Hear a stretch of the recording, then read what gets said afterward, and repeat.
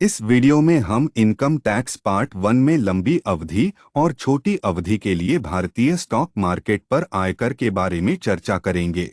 जैसा कि आप सभी जानते हैं, भारतीय स्टॉक मार्केट आजकल एक व्यापक और मानकीकृत वित्तीय बाजार है जो निवेशकों को नहीं सिर्फ निवेश के माध्यम से मुनाफा कमाने की सुविधा प्रदान करता है, बल्कि उन्हें बचत और निवेश के माध्यम से वित्तीय स्वतंत्रता भी प्रदान करता है।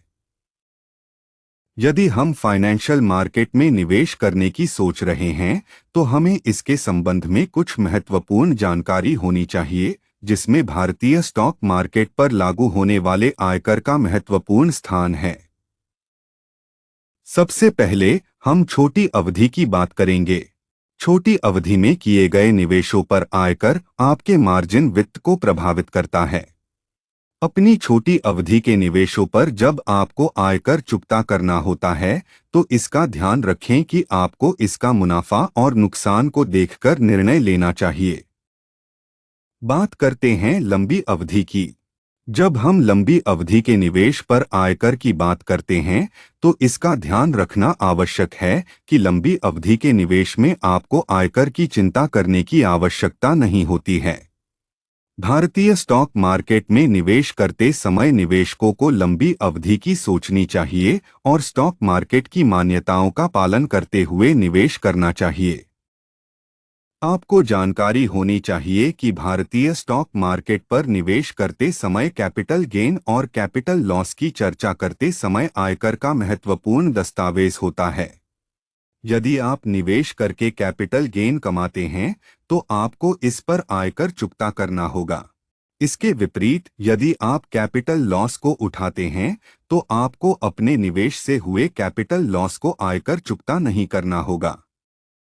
इसके अलावा यदि आप भारतीय स्टॉक मार्केट में निवेश करते हैं और आपको निवेश के दौरान वित्तीय संपत्ति प्राप्त होती है, तो इस पर आयकर चुकता करनी होगी। आपको इसके बारे में ध्यान देना चाहिए और निवेश करते समय अपनी निवेश धनराशि को संग्रहित करने के लिए अच्छे तरीके का चुनाव करना चाहिए। आयकर के मामले में एक महत्वपूर्ण बात यह है कि आपको सचेत और निष्पक्ष तरीके से अपने आयकर का भुगतान करना चाहिए। इसके लिए आपको वित्तीय सलाहकार की सलाह लेने और वित्तीय नियमों और आयकर नियमों का पालन करना चाहिए।